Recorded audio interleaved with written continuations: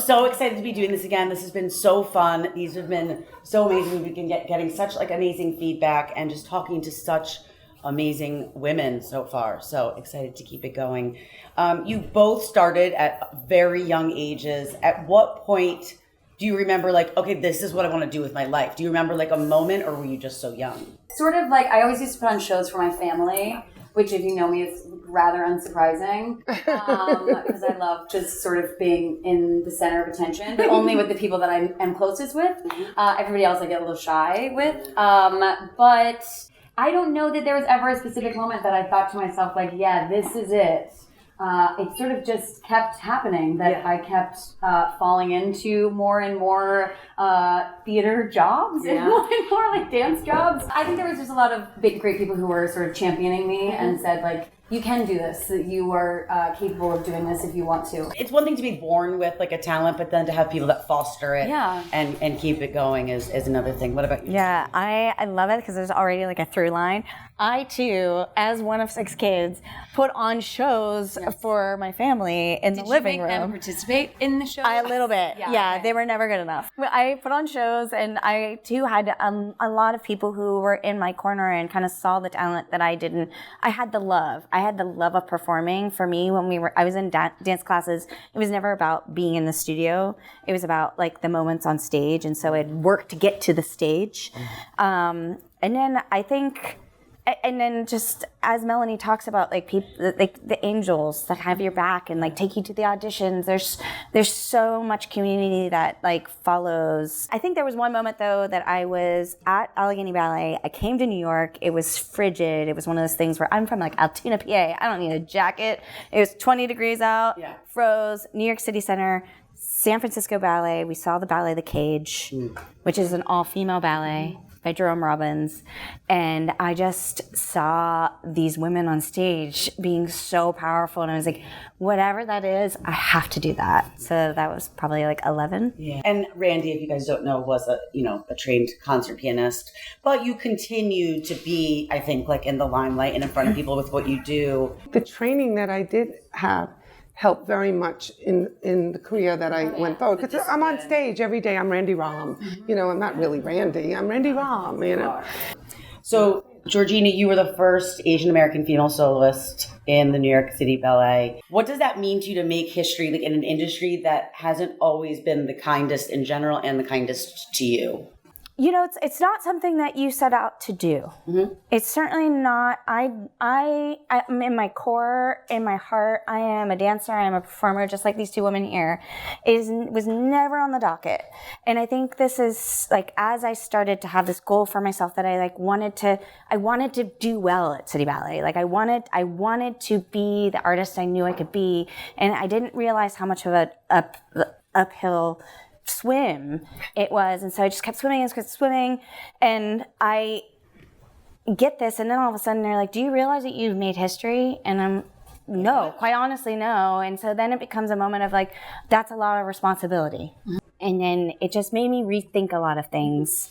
And I think it just was a catalyst for me to unpack and unlearn and start to really open my eyes and see. Melanie, I know you discovered how sort of moving out of dance and into theater work allowed you to sort of realize dreams that you didn't even know that you had for yourself. Can you talk a little bit about that transition? Was it like a difficult transition? Did it just make sense?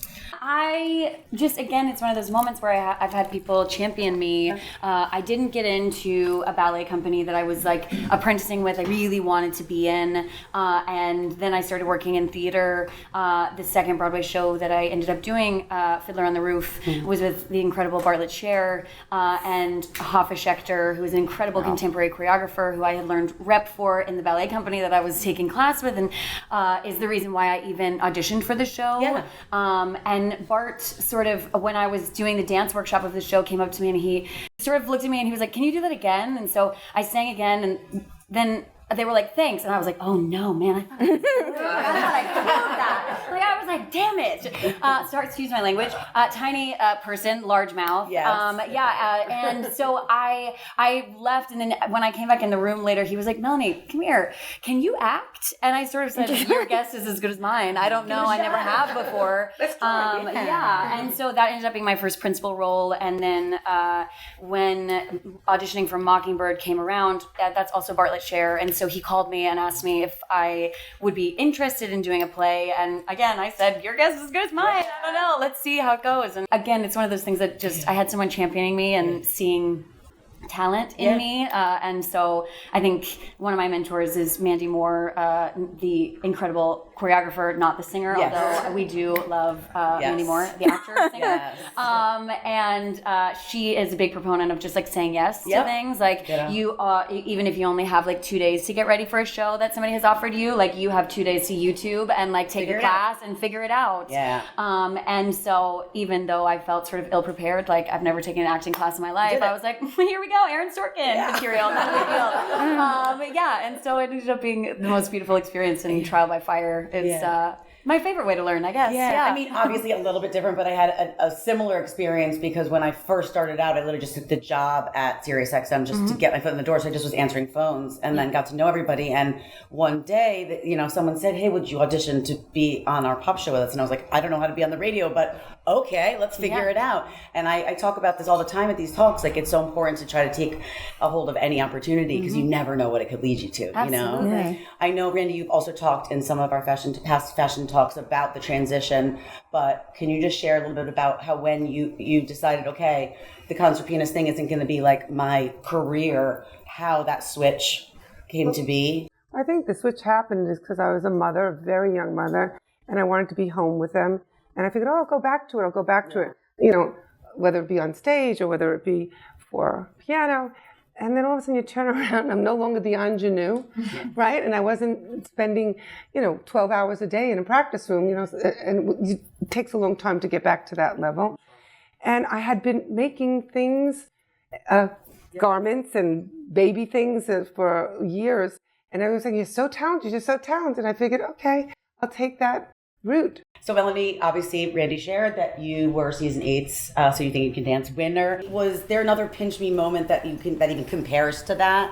I think the show changed so much for my life, and I never really thought I was going to go into commercial dancing. I never really, it wasn't something that I set out to do in a similar way, different but similar. And I think something that truly, like, it still moves me to this day and is probably one of the proudest moments of my life is like the opening of Finding Neverland on Broadway. It was like, when I felt like I found my community. I think I didn't really feel like I fit in the company world. I didn't really feel like I fit necessarily in the commercial dance world. And when I found theater and I found this community of people and getting to put on different hats and like wigs and being somebody else, and Finding Neverland, when it opened on Broadway, opened and the curtain opened and I was dressed as like Peter Pan. It like makes me emotional talking about. It was just like this surreal moment where I just felt like the curtain opened and I was like, oh my God, I'm home. It was just the most beautiful thing. I really like the theater community, and just like it in general is like so moving to me. It's we're a whole bunch of people who don't feel at home in other places find themselves, and I just love the community. I love this. You were, I think you're third of 6 siblings. Are you third? I am 4th. I feel like when people have large families, you can get like lost in the mix, right? Like kids might not be able to easily find their identity. Parents are like how were you prioritized in all of that chaos? All of my siblings are amazing. They just have gone into different paths. My father, it's like he was a general surgeon, and then my mother was a nurse, and so my family has this like medical trajectory. And I thought I was going to be a doctor too. I really love that, and he used to say that that's not something in my future, in my distant future. But I left home early too, and so like I don't know what it would have been like had I grown up and continued to grow up in that very small town. I knew that I was like, it was almost felt itchy, like a wool sweater. Like I needed to get out. I knew Altoona wasn't it for me, and thank God I had a talent that could be honed, and that my parents loved me enough to take me to Regional Dance America, and then Suki Shore was like, you have to come to SAB. You just have to figure it out. Can you share one of the craziest that you're willing to share, craziest behind the scenes moments where you're like, is this seriously happening? Good, bad, ugly, whatever it is. Oh, no, I have been so incredibly lucky. I have worked with some of the nicest people in theater, and everyone who plays my father figure has gotten nicer and nicer. When I was working on Hello Dolly, or very early on, Bet also did Fiddler on the Roof, and we were standing on the back of the train as it was like exiting, because there was a full train on stage, which, you know, Jerry Zaks and Sandra LaQuasto were like, I know what'll make this production, a train. Really subtle. And so we're standing in the back, and I'm pretending to cry and like waving a hanky, and we're singing, and I'm a soprano, and Bet's singing next to me, and as soon as the train pulls off, she like stops me and looks at me, and she says, "You can sing." And I said, yes. Like, I don't know what to say. And she was like, "But you played Hava." And I said, "Yes." And she goes, "The Havas can't sing." Oh. And I was like, "Oh, well, Bet, I don't know. Yes, I can. I don't know." And she was like, "No, it's just, good to know." Oh. And that's where we left it. That's insane. That's iconic. Good to know. That's a great story. You know, that was incredible. And so, I just. I mean, I'm sure you've had stories that maybe some of you don't want to share. Maybe you can share one about a celebrity that you dress and you don't say the name. Working in the fashion world has always been very hard for me because I just don't fit in the fashion world. Fashion world can be very nasty, very nasty. And they're very fickle. And the likes are not necessarily they like because for the right reason, that the art of fashion or what they're looking at. It's more who's happening. I started to do Beyonce and Ashanti and Mariah Carey and Christina Aguilera. And I was ecstatic because, first of all, it's music. And to me, I mean, who's better than those women, right? And I only wanted to dress Amy Adams that season, and she was going to win, right? Yeah.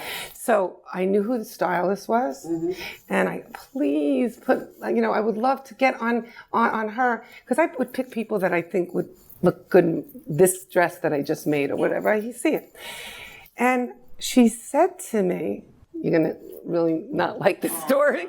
I can't dress my girls in your clothes because you dress hoochie mamas. That is how I would describe myself, to be honest. I thought I was one myself too, but and I said I don't understand what you're saying. What you're saying. Excuse me? Okay, yeah.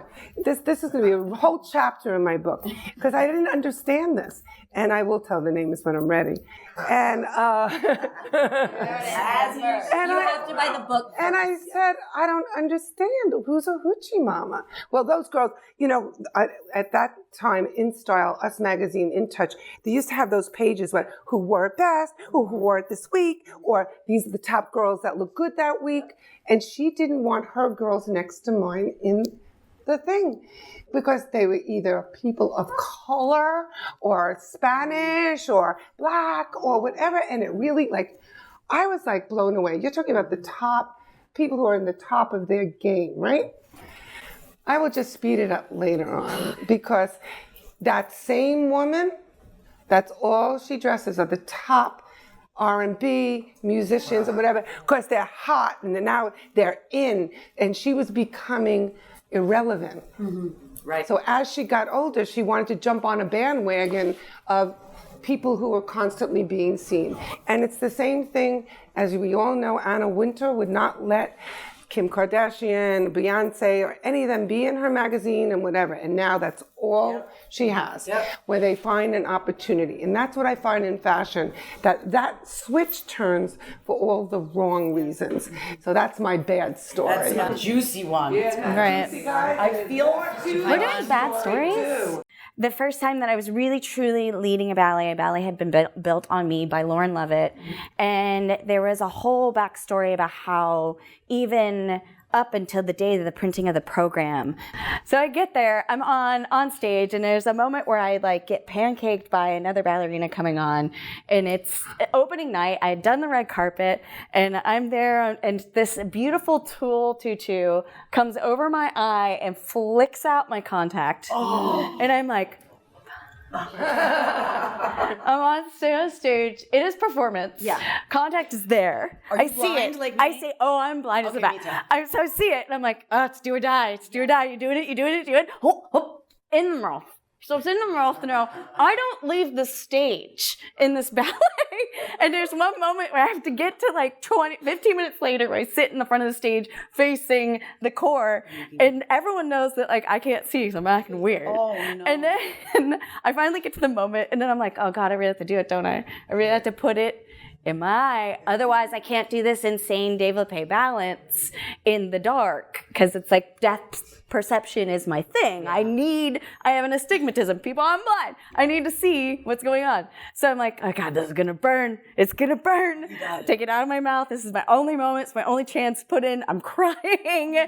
Disgusting. Get in, finally adjust, balance goes on, but that has never happened in my over 20 years of performing, where I've like been that dehydrated that I lose my contact out of my eye, but then miraculously find it. That's love. And I was so happy to do it, and then like the one thing could have derailed the entire night. It was just truly, and it's a bad pun, but remaining flexible to like, honestly, I'm performing for you, and I here I am. I'm also mortal, and my contact falls out. I mean, talk about the show must go on. The show must go on. Right? It was truly, and that's not a story in the book. There are many more stories in the book, so you should listen. Have you guys ever thought about like what life might have looked like had you taken a different path? Like, had you not started dancing, tried out for the show? In this economy? All the time. I have been so privileged to get to see so many people perform this season in Broadway. I'm also part of the Broadway community, and I love it, but there's like been an itch in my transition from New York City Ballet to being a freelance dancer, but also an actress, and like breaking into a world that is completely different set of rules has been super humbling. And I'm like, I'm sitting in the audience, but I'm not, my core, my being, it's like the balance is off. Yeah. I'm happy to be in the audience. I'm so happy to see my friends slay it. But like, I want to be up there. And I'm like, I got to figure it out. I got to figure out the transition out, because I'm dying to be up there. Yeah. I mean, we've talked a little bit about this, but I do think it's important for people to hear about, moments of adversity, which I'm sure all of us have had several moments throughout our life, throughout our careers of adversity. But the best moments of adversity are when something positive comes from them, right? Mm-hmm. Something happens and you're like, I grew from this. I learned from this. I became stronger because of this. Is there any of those times that come to mind that you're like, this ended up being great, but I was like in the moment of despair when it first happened? Absolutely. I mean, I talked briefly about it, but I was apprenticing, sort of like taking class, learning the rep with a contemporary ballet company here, the incredible Cedar Lake Contemporary Ballet. I know it's still such a loss that they're not here anymore. And when I didn't end up getting into that company, there was big changes that were happening. And when I didn't end up getting into that company, I was devastated, because I sort of thought that was like what my path was. I was like, I'm going to be a contemporary ballet goddess. And like, it never happened. Well, it's not too late.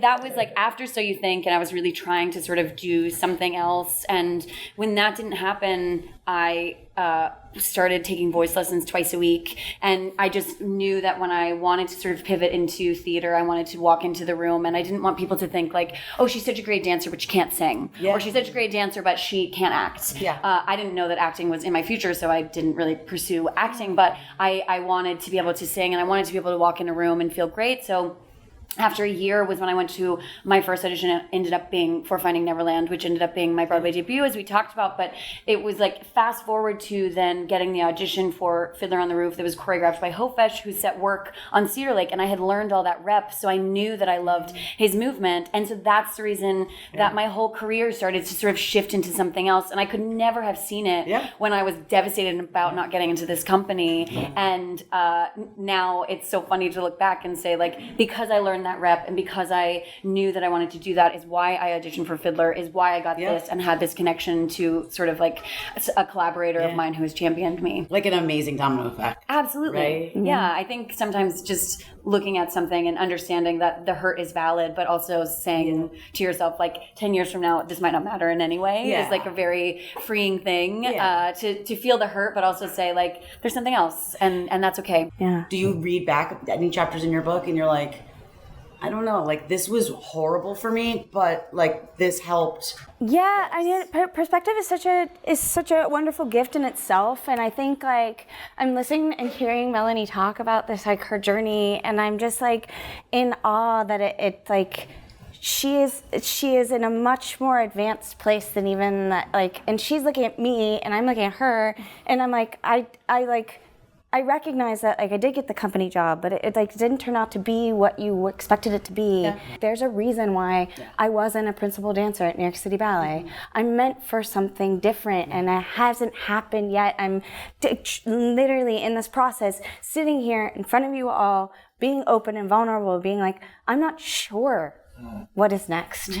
And it's okay, but I know I'm a storyteller. Yes, you are. I know that is true, and I know that, like, I don't know that I have family in the Broadway community. I too felt the same. Like, the second I left to do Cats, and that was another interesting, and like that's all in the book, all old story, but like it opened a world for me.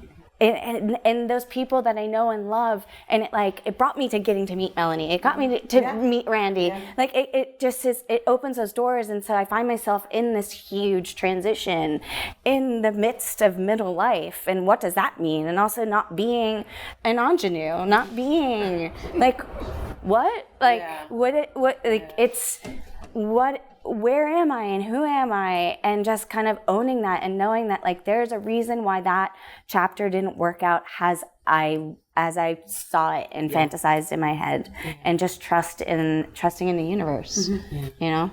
I think that's what life is. Life gets in the way of the living. Life is so, you plan, all those stories. My mother used to say, we plan and God laughs, and it's so true. And this is again the same.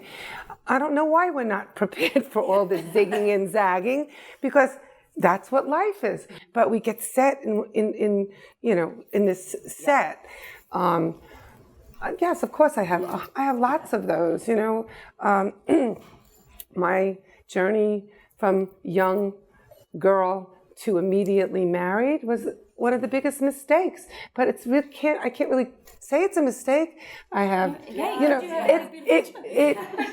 it was a part of the path. It's part of my journey that takes me from where I am, and I am beyond blessed. Yes, there's so many things I want to be on stage. I always want, but I get to.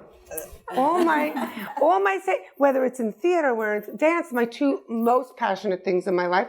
And people say, what do you love more? In fact, I adore fashion, but I love the art of fashion, not really fashion, in the sense what you think, or in the stores. That's not who I am. But I adore art, and every art. I mean, I'm so passionate about it all. But I'm blessed because I get to, because of the fashion that I got to, and didn't get on the stage the way I thought I'd get on the stage, I sort of am. And the people we talked about before, they said, come on, we'll give you a part. Let's, you can go on stage. It's never too late. No, never too late. It isn't too late, but I find such great joy just having the conversation with you, having the conversation. I live vicariously, like when we talk about Kim, and you were talking about all my peeps, I get to, like, I enjoy that so much. So there's beautiful aspects of, like, the dancing world and the Broadway world and the fashion world, but there are very, like, ugly sides. What are some, like, the biggest issues that you think need to be tackled, and maybe something that you guys would say to like a kid that's aspiring to do what you do? I mean, there's a lot of issues. Yeah. I mean, my issues, the world, I am very happy to say, is evolving, even if we are in a step back. It's like, take one step forward to take 3 steps back, take 1 step forward to take 6 steps back, but we're going forward. We're getting there. We're going to get there. I never want to, like, the story that I want to share is that when we started Final Ball for Yellowface, and we started getting this traction, and it was like my best friend Phil and I, we wanted to talk about Yellowface, which is as you know, blackface, which is inappropriate in any stage, any form. Yellowface, the act of changing one's race to look more Asian on stage. I myself was asked to do Yellowface, to do in the Nutcracker that we all love. Every single one of us in here has seen a Nutcracker. And so we just consolidated conversations, and so that blew up, and through that empowerment and that talk, like we get letters, and we ask if there's like a young person that emails us, that they CC their parent obviously on the email, and we got this young woman who emailed and was like, I know I am a balancing dancer, and I have not ever auditioned for SAB because I knew that so and so and so and so would not value my heritage, would not value my body, would not value this color of my skin. And she was like, you and your work here, and this was even before Swan Dive, like your work here has like, I'm gonna do it because I know I can email you, and I can, and so like that is amazing. I want there to be more of that. Yeah. I want there to be more of like this right here. Yeah. It's okay as I smack you. Yeah. I want us to be more just like truly like, and women between like, I just listened to Amy Poehler like Good Hang like podcast, and she had Khan. What's her first name? The witch show. Yes, it's coming. The witch show. Something Khan. Anyway. Madeline? No, Madeline Khan? Who? No, it's. Couldn't she's dead. She's an amazing actress, and I'm blowing it. But anyway, so she's talking about how Allison Hahn. Catherine Hahn. Catherine Hahn! Ding, ding, ding! We have a winner. Thank you for that. But she was talking about how having different intimate relationships with women as a female that span different generations that aren't your family members. Yeah, right. And I was like, she's so right, and that is what I've inadvertently done through my process of being here, through finding the community. And yes, family is so important, but like also it's important to have women that like aren't related to you in blood to like listen to hear you, to see you, to cry to not be in competition with through different varying like spaces. Like I had a mentor who is a wonderful producer, and Diana said to me, she's like, I can't wait for when you do leave City Ballet and you realize that women can be your friends. Yeah. And not that I don't think like didn't have friends in City Ballet. Of course I did, but there's like, and just an inherent, the patriarchy is everywhere, right? We're not going to like gloss over it. It is something that we, even men, are subject to, and we are it's so hard to break out of that frame. And when you have an environment, a very niche environment, which is a ballet, it's not, you don't do an audition and then your roles are, it's like you're constantly under the microscope. You're constantly auditioning. You're pit against each other for dumb reasons. And yeah, I just think it's phenomenal to be able to have friendships and to foster friendships that like span so many different ranges. Yeah. I mean, doing this is like I always leave here after we haven't been doing them for that long, but like feeling like so inspired and so motivated, like, and it's been like that, what you're explaining, like just that's amazing. What I wanted this to be. Yeah. That's why I put this together. I really feel we need more of this. Yeah. And especially in the world today and everything, I think we need this. How do you deal with your anxiety, with your stress, when you are having negative self-talk? Are you somebody who does call up a friend? Do you go for a run? Do you scream into a pillow? What do you do when you're having those feelings? I need to sweat, like run myself into the ground, and then I'm like, oh. I'm like a hyper perfectionist. I'm a triple earth sign. Okay. So for anybody who's not into astrology, that basically just means like I'm a psychopath. And I just like, I'm a hyper perfectionist. Yeah. So the negative self-talk with me is constant, you know? And I think that's what allows me to be really great at what I do. But I also think in a lot of ways that causes some barriers. It's hard to be a perfectionist, as I'm sure so many of us in the arts know. Yeah. But I think that I really think, especially because I teach a lot, I think that social media, I'm not super on it, you know. I think that it's not amazing, especially for young kids right now. I think that watching their fear in making choices, even making choices in a studio, a dance studio where it's just me. I'm not filming. I don't really like to film class. I like to make mistakes. I like for kids to make mistakes. Yeah, right. And I feel so sad because, like, you know, I was not the dancer growing up. I was not a dancer that like won everything. I sort of peaked at the right moment, right? Like on national television as a 19-year-old. Like I watch these kids and they're so afraid to take up space. Yeah. And I think that like that is because there's somebody with a camera constantly and they don't want to be on somebody's like reel of like fails of the week or something, or like falls of the week or like whatever that is. I don't know. I don't even know if that happens. No, I've just seen too many like compilations. Yeah. And I think like if I had a camera in my face all the time showing me what was wrong with me constantly, I wouldn't have ever been able to move past being like a high silver dancer at a dance competition, right? Like I would have been so scared because somebody would have made fun of me because like, you know, even when I was at Cedar Lake taking ballet class, Swan used to come up and he used to like lightly flick my forehead and say like, relax your face while we were doing plies. And I was like, I can't, I just feel so much with these plies. Like again, it's no wonder I got into theater. Like I never was going to be able to be I'm a psychopath, don't you know? Exactly. I'm like, let me show it to you. But I think I think that we all struggle just as people with these things, not being enough, not feeling like enough. And my only message to kids, which I know is like not cool, is just like get off social media. Like get off. You don't need to see what somebody else is doing because that's only going to make you not feel good enough. Yeah. And no matter if you like work, you've got the lip filler, you've got the thing at like 14, which like I'm not condoning that, but I've seen that in kids. And I'm like, you don't even know what you're going to look like. You're not even fully developed. Still tell me, like when I was 19 on TV, they're like, oh my God, you look so different. I'm like, well, I was 19. Like, what do you mean? Like, you know, like I look different. I'm a grown up. Yeah. And I think just like, I just hope that kids today understand that like taking up space isn't a bad thing. Failing isn't a bad thing. You learn who you are that way. And so I know that's not really what you asked, but that's what I wanted to say. Yes. I love it. I love you. I think I love you. I love it. No, I was about to say, it was like it's the ability to just fail and mess up. And like when I take class, and that's another like thing. It's like I'm taking open class now. I don't have a company in which like I go in and I have this safe space. Like I'm taking class with other. And I refuse to be filmed. I won't go. I'll stop dancing. And I just that is a sacred time, and I think there should be space for all of us to be able to just mess up and be messy. Like I read like a blurb about like people making fun of people like losing on the dance floor and just dancing. I'm like, no, it truly is like you should be able to dance however you want as long as it's not being offensive to someone else. Like there's. For me and my own mental process, I think I struggle a lot with anxiety, and I have been depressed so low. And suicide has affected my life very personally.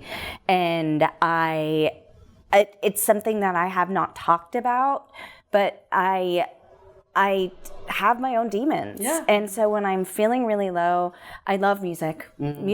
Music is something that always pulls me back. Music was part of my grief process in separating myself from the institution. Mm-hmm. Music and movement, and I am getting better at asking for help from friends. I am someone who's like hyper independent and not great at it, but it's good conversation to have. Like we can sit up here and we can be these gregarious people, but also like you struggle. Like you struggle to go home. I struggle with like looking at my aging body. Like it's having resources, and I can't highlight enough that like if you are having those feelings, to just reach out. Mm-hmm. It is a matter of minutes. Yep. Sometimes it's an hour, but it's a matter of minutes of getting through that deep dark, and you can do it. I promise you can do it. Like the hotline is there for a reason. 1,000,000%. Your friends are there for a reason.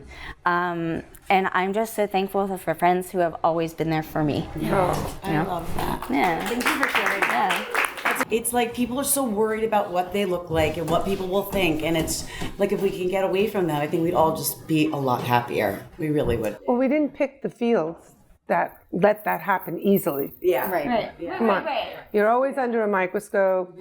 Someone's always judging you. Yeah. Oh, I think that dress is ugly, or I think that dress is good, or that person is this or that. No matter what, it's the same thing with. But what I think that's really amazing about this particular group here is that we all seem to ooze a curiosity about life, and I think that's something that you have as a child. You have this curiosity. You're learning language. You're learning movement, and just if we only had more curiosity in each other, I think that we'd be having much different conversations right now globally. I totally agree, but I think the world has become even more self because of what you're talking about, the Instagram, whatever. It's self, me, and it's what, me. I won't even go into detail on that. Yeah. But I think that it's a problem, a big problem. When are you girls the happiest? Well, I am dog mom. And so Jet, named after Joan Jett, she makes me so insanely happy to know, and she's been with me in a lot of this process. Yeah. In the studio, in all. She is just wonderful, and so she makes me very happy. I also love the moments of being separated from my phone, just being in front of water. For me, it's water. It's as a fire sign, I think there's something, I'm drawn to it. I love the ocean. I love time and nature. I think it's okay to be singular and alone and independent. I've just gotten really good at it, too good at it. But I am the happiest when I am outside, pretty much anywhere. My husband, my dog, just outside. I need it to sort of disconnect. Yeah.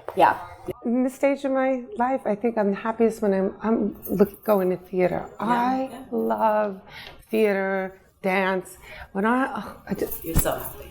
Period. End statement. I'm so happy. All right, so let's get to the fashion fun because I mean, that's one of the reasons we're here. Really? Oh, I was having such a good time. we're here to shine, darling. Because we're shining with Randi. But before we get to the fashion, can I just say a PSA? I don't think anyone who's played Hava can't sing. I would this is why I'm a psychopath, because I've been thinking about that. Oh, no, the HR has been running in her head. It has. I'm hold the on. HR. I played Hava. No. I just want to say, I think that there used to be a dance section that we cut out in our version because it's 8.5 hours long. But I just want to say, I don't believe that. Bet also doesn't believe that. Okay. So it was just a funny story. So nobody write it. Okay. I'm like, don't hate on anybody. I don't believe that. If you played Hava regionally, you're incredible. You're the best singer I know. Oh my God. Okay. Oh my God, amazing. Amazing. I feel like you won't for this. Can you describe your personal style in 3 words? And I'm sure there's a million more words that you could use. But if you just had to cut it down to 3, what would you say? 3 That's words. That's 2. Stop. Nicole, that's tough. Rebel. It's really, rebel. I like that one. Unexpected. Joy. Yes. That's a tough act to follow. Multi-dimensional. Oh. Okay. Ooh, colorful. Love. Despite the fact that I'm black tonight. No. I do like a lot of color. Vintage. I like a lot of vintage. Do you? We're gonna go with that. Yeah. I mean, one of your words better be chic, Randi. Because you are the chicest woman queen I of chic. know. Thanks. I think self is one of the words. Fashion for me comes from within. Yes. So self would be one. Okay, chic. I'll own it. Take it. And I love clothes, shoes, bags, jewelry. I love it all. When you guys need fashion advice, when you're okay, what am I wearing to this thing? My girl's here. She's right there. When you are okay, what am I wearing? Does this look good? How do I accessorize it? Who's your go-to person? Who do you call? I usually call my friend Phil Chan, who's usually going to the events with me. And we always, no matter what we're doing, we just happen to match each other. I love that. I asked my husband. Yeah. Dangerous. Yeah. No. He's also in theater, so Okay. you know what I mean? Okay. I think I usually have like options because we both love clothes. Okay. Which is hard when you marry someone who also loves clothes in a 600 square foot apartment. She's like, I just look She's like, have you met me? No, but I do ask people, do you like this? Because I'm feeling this or whatever. I'm just like my clients. I don't like this about me. I don't like that. Can you see that? But I usually, I know what I like. I don't need that part. I just want somebody to tell me, oh, does my ass look big? Or I hate my arms, or I don't like whatever, or is my makeup too heavy? That kind of a thing. When you're not looking as glam as you do this evening, what will we see you just like on a Saturday roaming around? Like, what are you wearing? No, I'm usually in like some sort of a jean. A denim. I like a denim. Canadian tuxedo. Let's go. Oh, it's like, apparently it's fully back. Me? It depends. It depends. But if the prime time to see me is when I'm out in the morning walk with Jet. People will not recognize me. I'm in like waterproof sweatpants, double hat, sunglasses, AirPods. Like you would just be like, do you need help? Like, what's happening here? And I'm like, no. I swear to God, I usually have a job. Not now, but I usually have a job. And does anyone have a job right now? Honestly. So that's the primetime Gina. You'll love that look. Okay. I should Instagram that look. Yeah, you absolutely should. And I feel like you can dress down, but there's always a heel. There's always a heel. Okay. Although today I wore flats and everybody kept saying, "What looks different? What's the thing?" As I walked through it, and they, "Oh my God, you're so short." Yeah. And that's why I wear heels all the time. Well, this has been amazing. You girls are amazing. I think this might be my favorite one yet. Yes, I'd like to introduce to everybody George Behre. Yeah. I know George for years. And really how we met, which is so funny, is really through the community of Broadway. And he styles many, many, many, many of these ladies before. I'm just happy to say that he's my friend. And he volunteered to come here and brag on me about my new collection. I've always wanted to connect with somebody to make a lower end or something more for the masses that people can just come in and pick up. And that's what this has started. So the pieces that you are seeing, very different than being $10,000, $20,000 and up or whatever. So these are from $500 to like $2,500. And you just buy them and goodbye. You don't have to see me, touch me, whatever. You could just take it off the thing and go.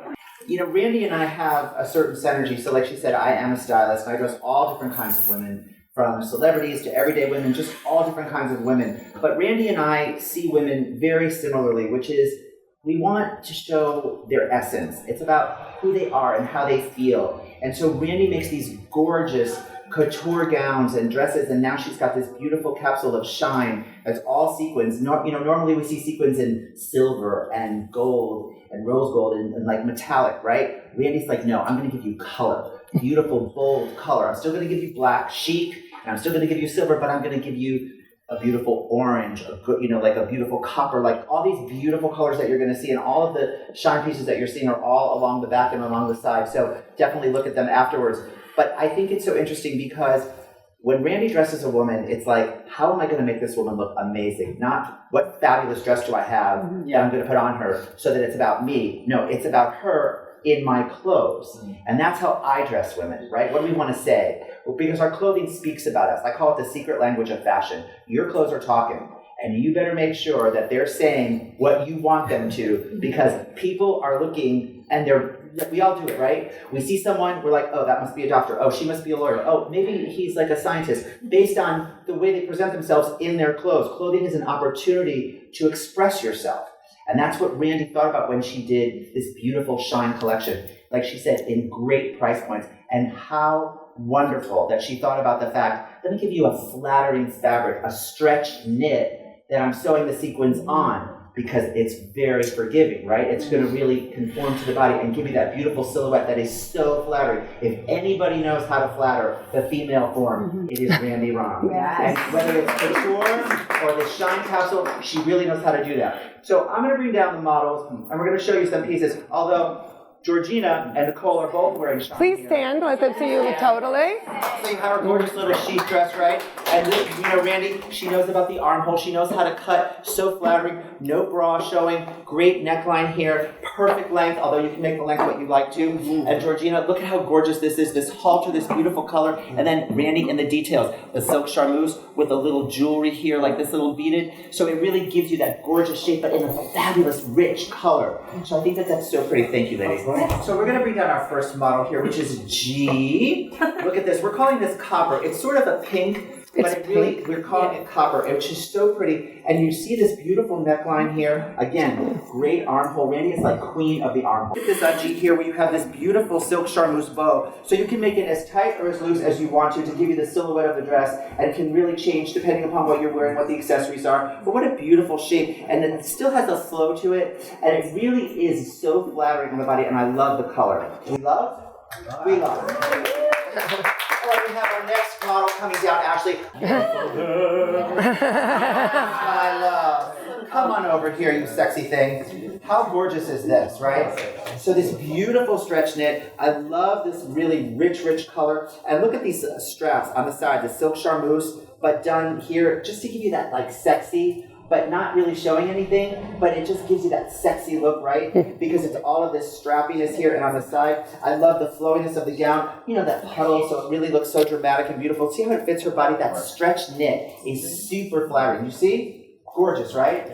I love it. So Randy's so smart, she did separates. So we have this beautiful stretch pant, we have this top. Now we're wearing it together in the silver, and you can see the back because you know what?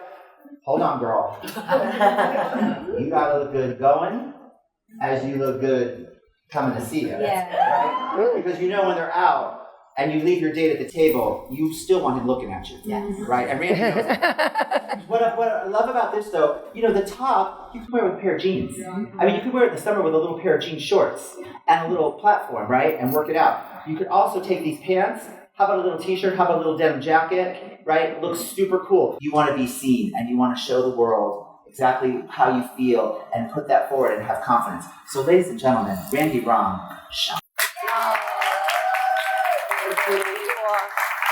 You are terrific. I love you. You're so sweet. Everyone stay, enjoy, we'll mingle, drink, eat, and thank you for coming, and party on.